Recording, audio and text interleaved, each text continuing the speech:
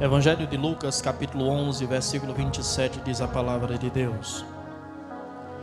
E aconteceu que, dizendo ele essas coisas, uma mulher dentre a multidão, levantando a voz, lhe disse: Bem-aventurado o ventre que te trouxe, e os peitos em que mamaste. Mas ele disse: Antes, bem-aventurados os que ouvem a palavra de Deus e aguardam. Até aqui. Eu não sei se você sabe, mas a maior necessidade do ser humano é a sensação de se sentir importante. O maior anseio do ser humano é o reconhecimento. O maior anseio do ser humano é saber que tem um lugar importante na vida das pessoas. E por querer ser importante, o ser humano, ele geralmente tende a desenvolver a sua vida de uma forma que a sua vida seja marcante para outras pessoas. Para que de fato nós sejamos importantes, nós precisamos nos fazer importantes. Para que nós possamos ser importantes, nós precisamos fazer a diferença na vida das pessoas. Nós temos que ter algo que nos destaque. E naturalmente, isso vem como um reflexo da nossa necessidade, do nosso anseio de parecer ou de se tornar importante na vida de pessoas. Então você só será importante quando você se fizer importante na vida das pessoas. O fato de você querer ser aceito te levará a atitude, te levará a trilhar um caminho que fará com que você seja importante na vida das pessoas. Quando nós lemos esse texto, nós percebemos que Jesus, ele era naquela ocasião uma pessoa notável. Jesus, ele era naquela ocasião uma pessoa importante. Jesus era uma pessoa de destaque. Jesus não é alguém comum. Porque alguém comum não traz sobre si a admiração das pessoas. Uma pessoa comum não arrebata seguidores. Uma pessoa comum não é seguido por uma multidão como Jesus geralmente era, como Jesus comumente era. Jesus é importante para aquelas pessoas e aquelas pessoas têm o anseio de ouvir o que Jesus tem para dizer. As pessoas têm o anseio de desfrutar da presença de Jesus, sabendo que em estar na presença de Jesus, algo especial aconteceria, algo diferente aconteceria. A diferença básica entre Jesus e o ser humano é que o ser humano, tudo o que faz, ele faz com uma conotação, com um impulsionamento egoísta. Até aquilo que nós fazemos de bom para as pessoas, nós fazemos por egoísmo, nós fazemos para sermos vistos, nós fazemos para sermos notados, nós fazemos para ser admirados, nós fazemos para que as pessoas sejam a nós gratos por aquilo que fizemos. E a diferença básica entre nós e Jesus é que Jesus tomava como importante não a si mesmo, mas as pessoas a quem ele servia.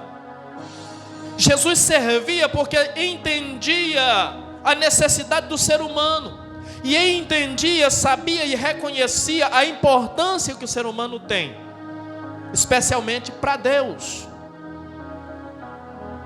Nós muitas vezes temos tentado nos fazer importantes e marcantes na vida de pessoas, mas não se engane, isso é um sentimento egoísta, porque o que nós queremos é ser lembrados, o que nós queremos é aplauso, o que nós queremos geralmente é o reconhecimento das pessoas.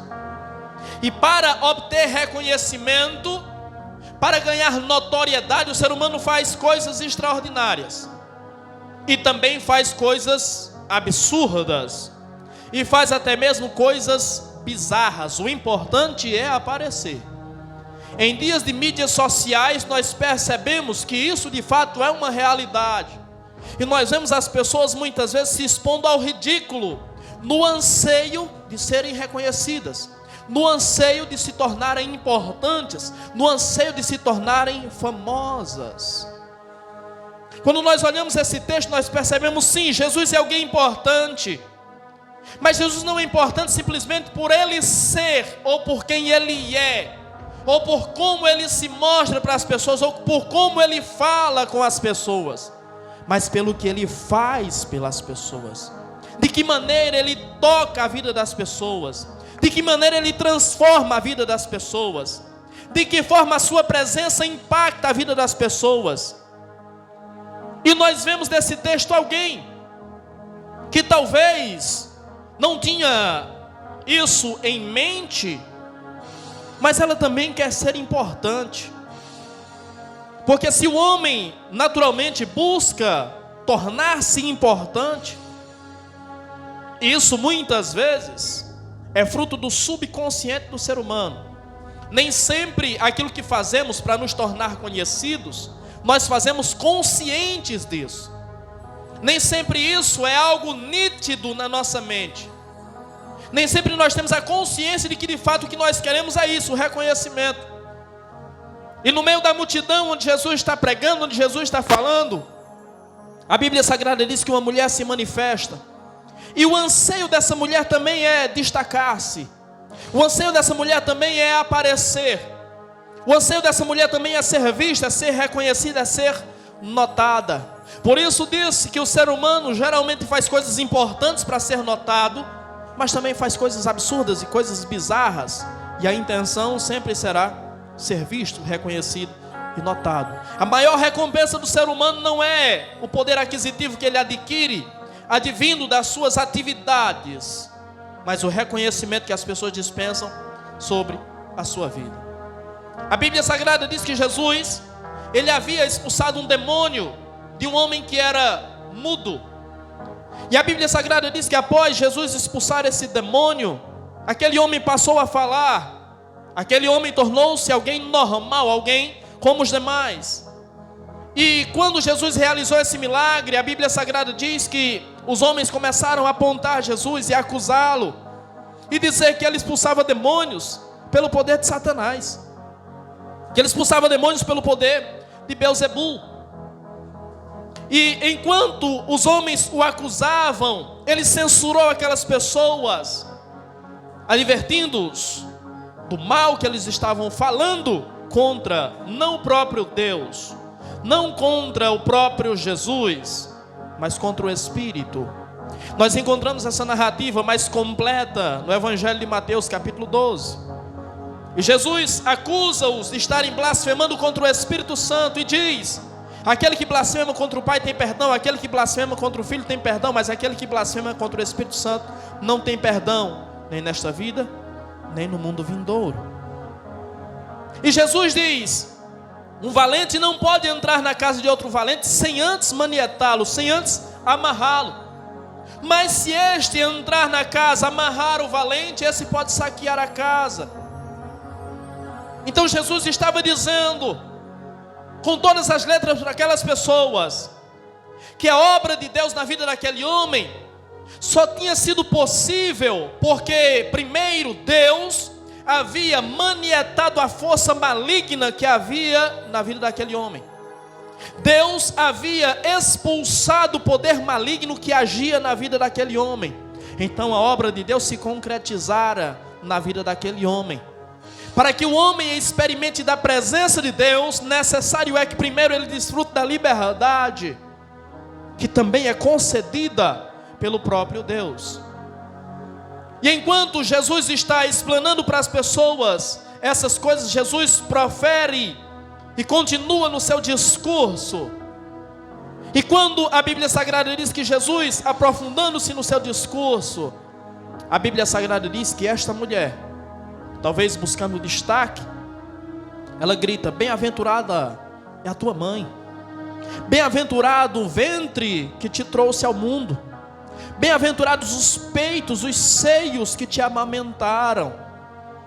E quando nós olhamos esse texto, nós percebemos que Jesus está cercado de muitas pessoas, de uma multidão, Nós não sabemos o número de pessoas que estavam ali com Jesus. Possivelmente a própria mãe de Jesus estava ao seu lado. Os discípulos de Jesus estavam ao seu lado. E de fato uma multidão o cercava e o ouvia atentamente. Ouvia a sua mensagem, ouvia o seu discurso. E esta mulher então, fazendo parte da multidão, talvez ela não tenha compreensão exata, não tenha noção exata do que está acontecendo ali, do que aquelas pessoas estão fazendo ali. Talvez ela não tenha noção, a compreensão exata do que aquelas pessoas representam, e ela não tenha a compreensão exata de quem ela é, do que ela representa. A primeira coisa que eu aprendo desse texto é que nós precisamos aprender a nos identificarmos entre aqueles que servem Jesus. Qual é a nossa identidade entre aqueles que servem a Jesus, entre aqueles que seguem Jesus? Aquela mulher está entre aqueles que estão seguindo Jesus, mas ela não julga a si mesma como uma pessoa bem-aventurada, ela não julga a si mesma como uma pessoa agraciada, ela não julga a si mesma como uma pessoa abençoada por Ele. Pelo contrário, ela aponta para a mãe de Jesus, diz: abençoada é ela, agraciada é ela. Nós precisamos aprender qual é a nossa identidade entre o povo de Deus, quem nós somos entre o povo de Deus, o que nós representamos entre o povo de Deus. Nós precisamos de fato fazer parte deste povo. Nós precisamos ser componentes desse povo, o povo de Deus. Se nós não temos essa noção exata, nós sempre vamos achar, sempre vamos entender que abençoados são os outros, agraciados são os outros.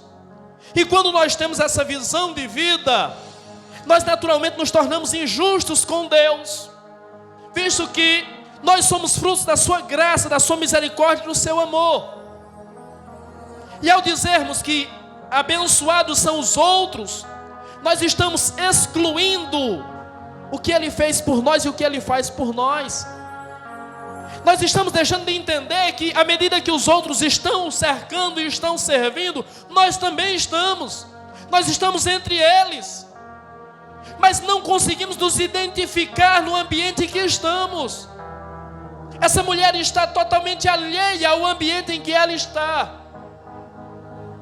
Ela não sabe quem ela é. Ela não sabe o que ela está fazendo entre aquele povo. Ela não sabe o que está fazendo ouvindo Jesus. E nós? Nós já descobrimos quem nós somos? Nós já descobrimos a que viemos? Nós já descobrimos qual é o nosso papel?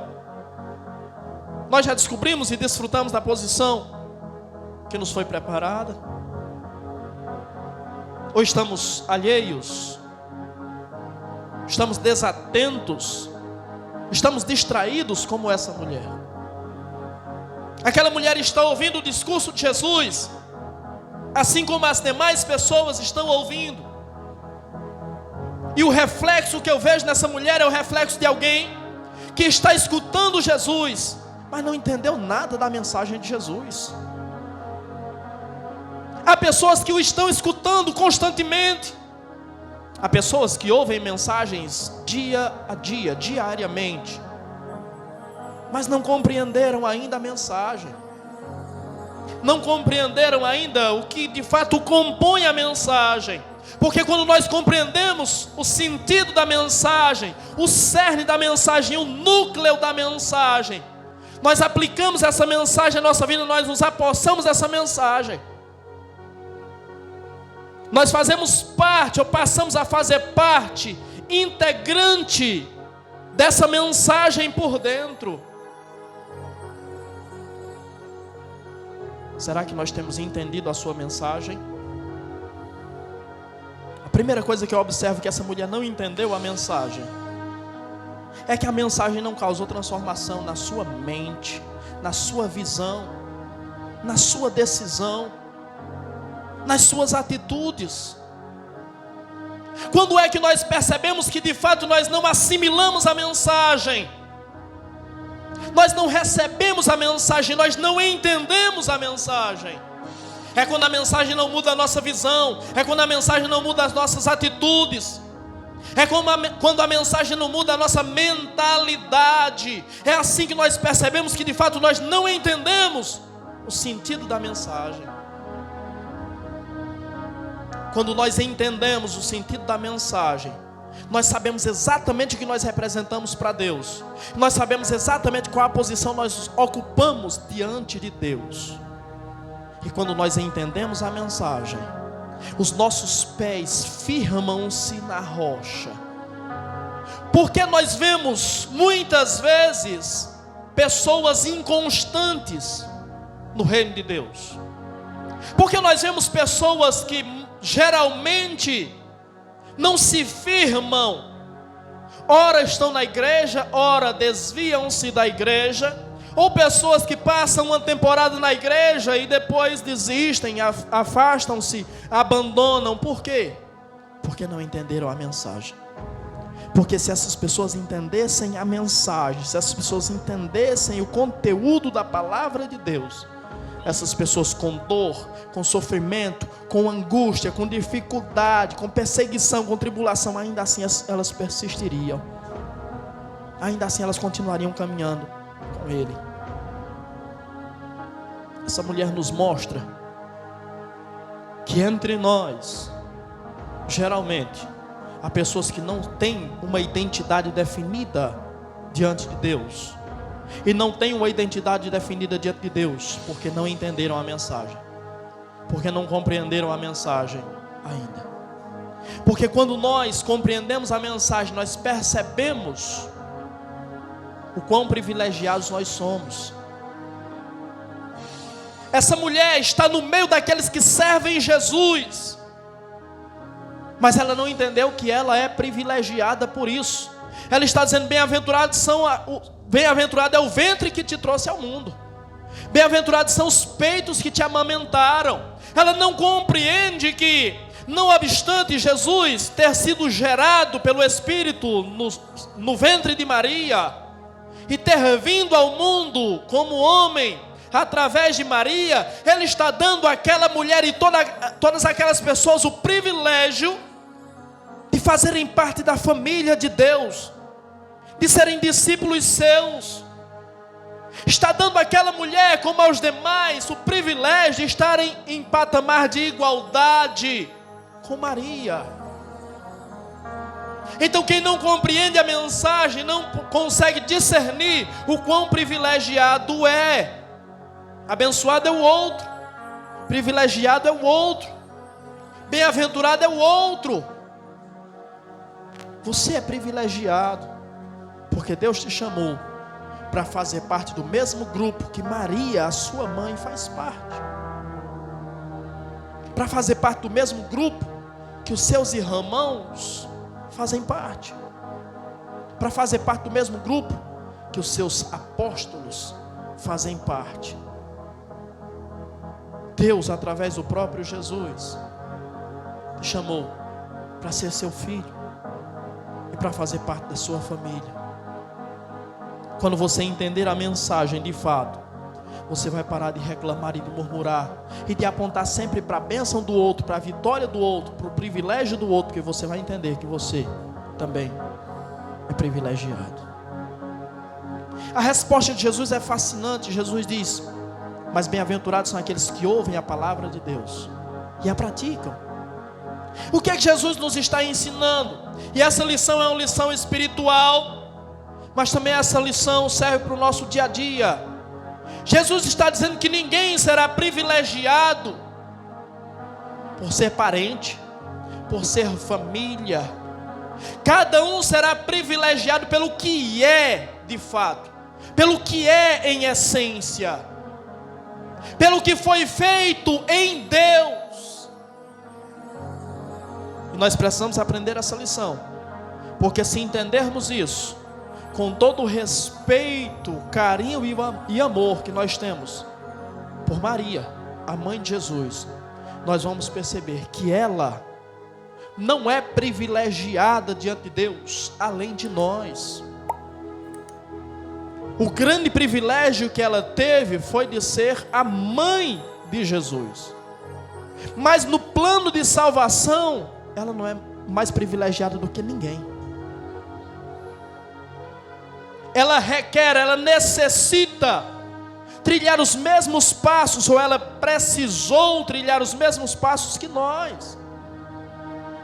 Ela não tem privilégio algum diante de Deus, além de nós.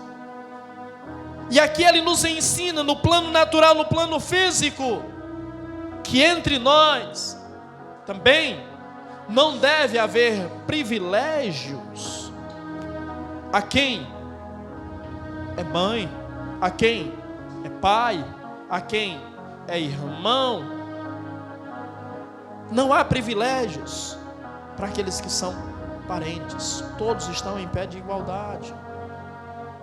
Nepotismo no reino de Deus não pode funcionar.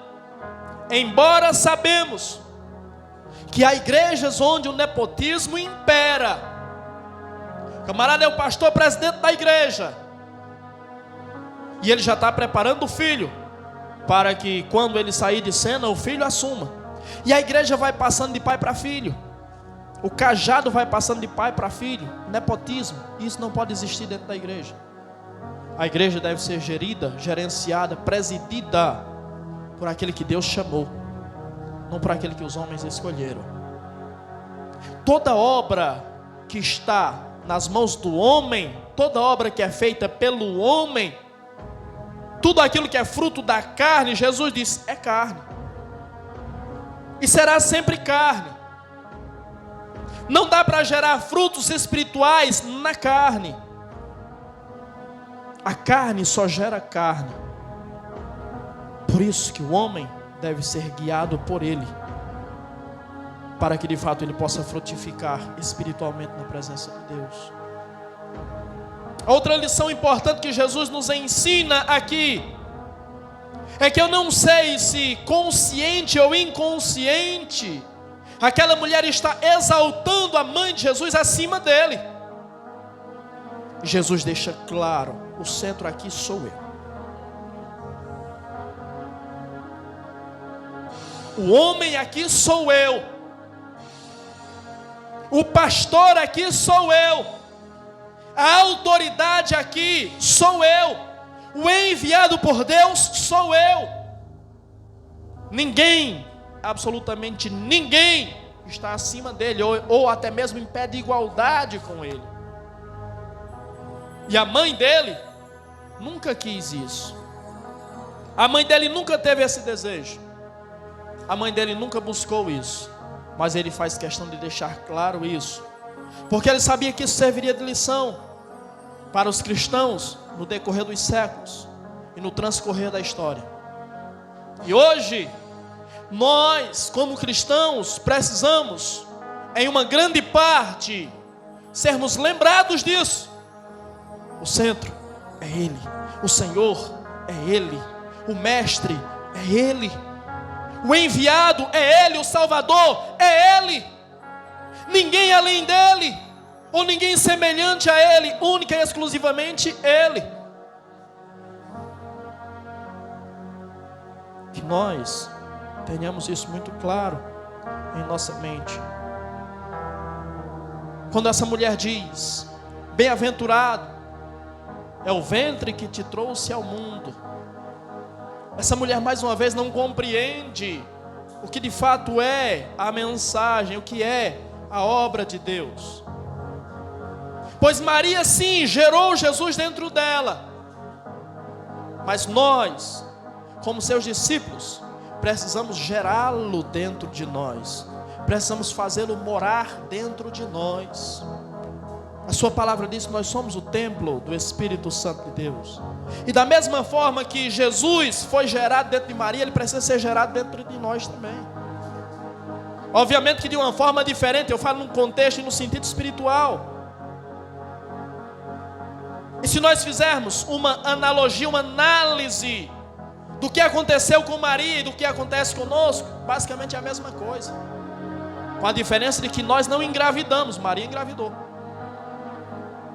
Mas o anjo veio e pregou o Messias a Maria. Maria aceitou. Ele ofereceu o Messias. Deus te escolheu, Deus te chamou. Tu és agraciada e Deus te escolheu para que tu sejas a mãe do Messias. E ela disse: faça-se comigo a vontade de Deus. Ela aceitou Jesus. Depois que ela aceitou Jesus, Jesus foi gerado dentro dela.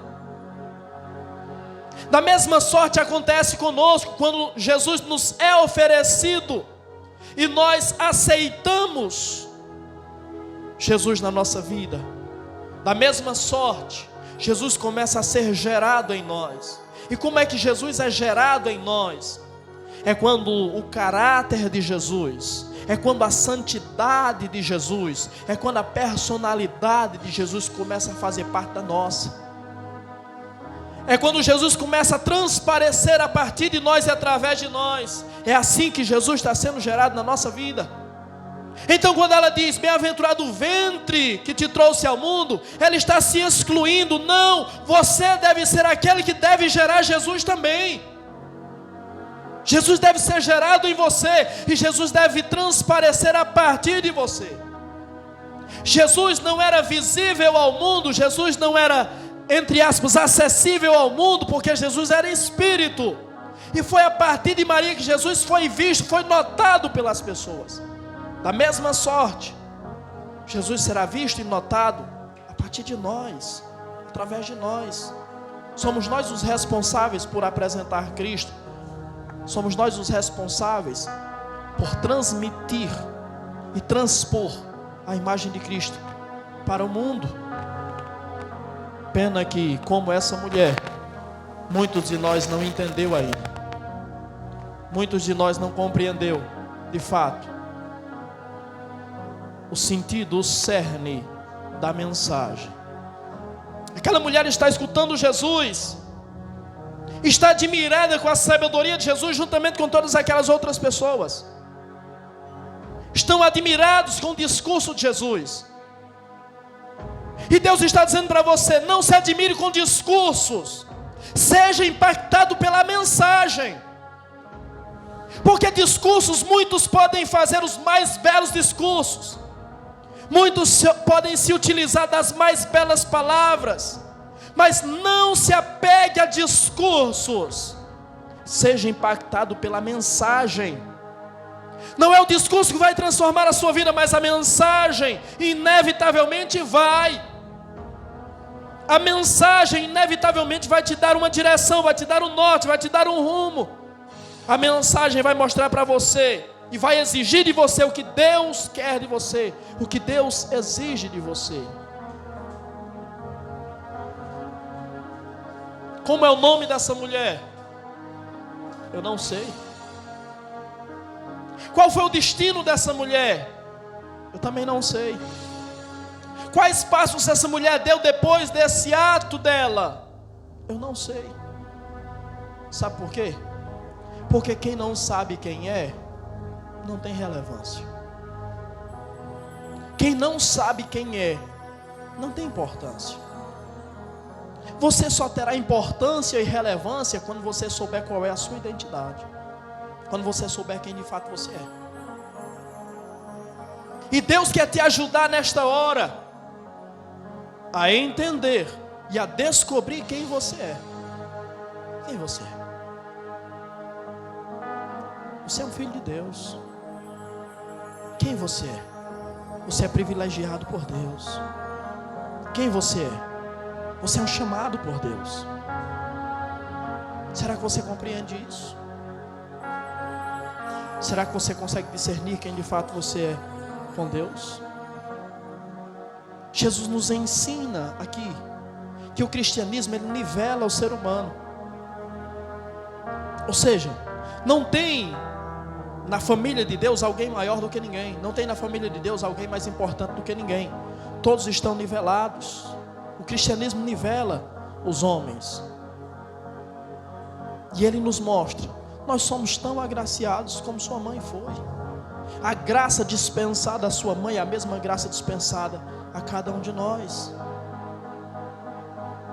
E é isso,